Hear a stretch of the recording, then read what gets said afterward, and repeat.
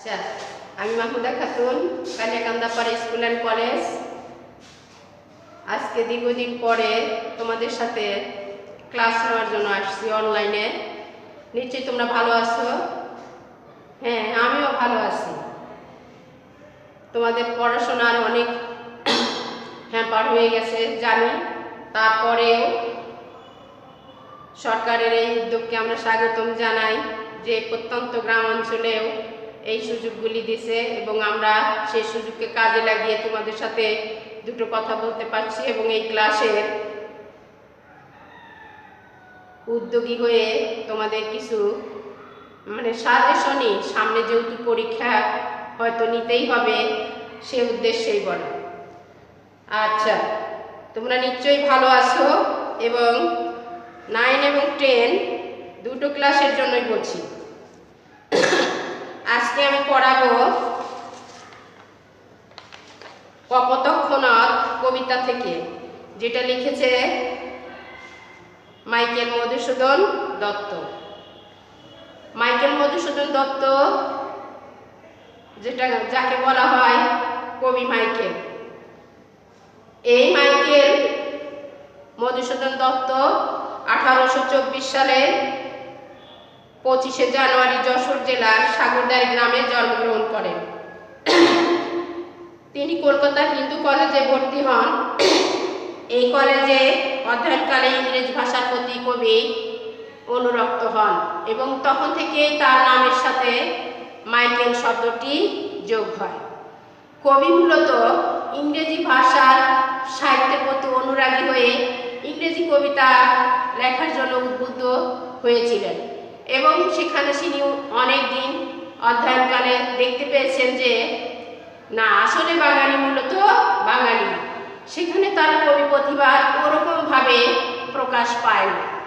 কবি তখন নিজে ভুলটা বুঝতে পেরে বাংলা ভাষাতেই ফিরে আসে এবং তার লেখা যতগুলি কবিতা আমরা দেখতে পাই, অনেক কবিতা আছে, তার মধ্যে আছে বীরঙ্গনা কাব্য, বজ্রঙ্গনা কাব্য, চতুর্দশপদী কবিতা এবং তার নাটক আছে আমরা জানি কৃষ্ণকুমারী,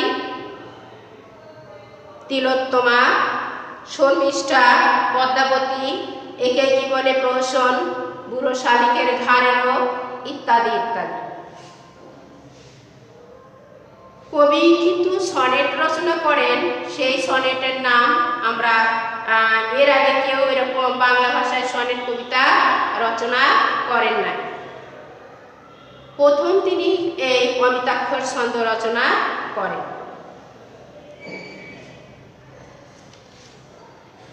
যে কবিতাটা না পাঠ করলেই না আমাদের কপোতক্ষ কবিতা। সতত হেন তুমি পরমোর মনে, সতত তোমার কথা ভাবিয়ে বিরলে।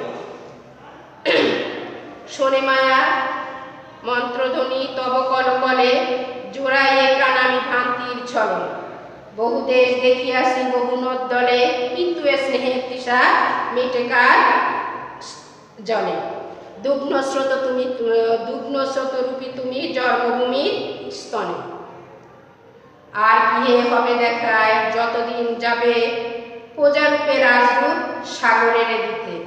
বারুণী কর তুমি এ মিনতি গাবে, বঙ্গজনের কানে সখী সখারিতে। নাম তবে এ প্রবাসে মজি প্রেম ভাবে, লইছে যে তব নাম বঙ্গের সঙ্গীতে।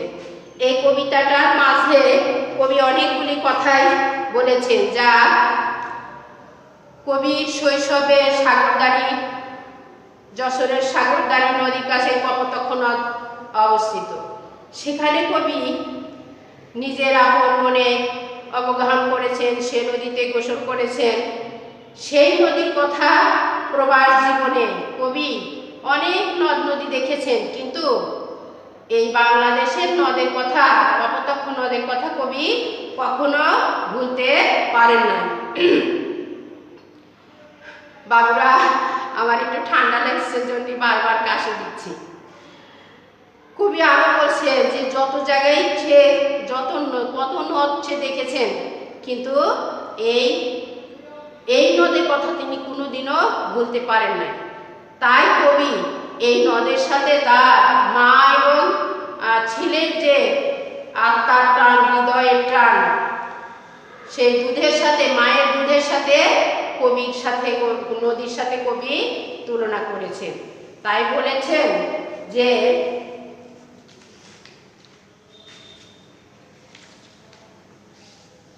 দুগ্ধ চতুরূপী তুমি জন্মভূমির স্তনে। মার বুকের স্তন পান করে শিশু যেমন পরিতৃপ্ত হয়, আত্মতৃপ্তি বোধ করে, কবিও তেমনি তার এই নদীতে গোসল করার সেই স্মৃতি কাতরতার সাথে মার বুকের সাথে, মার স্তনের সাথে, মার বুকের স্তনের সাথে এই কবির সাথে নারীর যে টান, সেই টান অনুভব করেছেন কবি, যা তার কবিতায় প্রকাশ পেয়েছেন।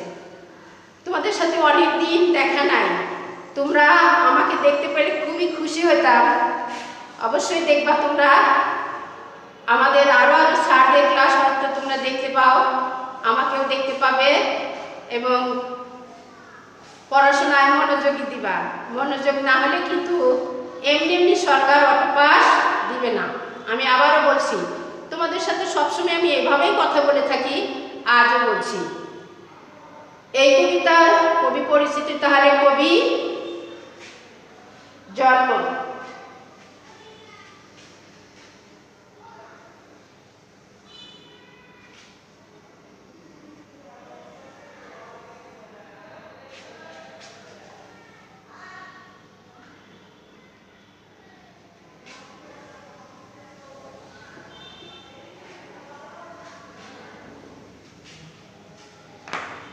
লেখে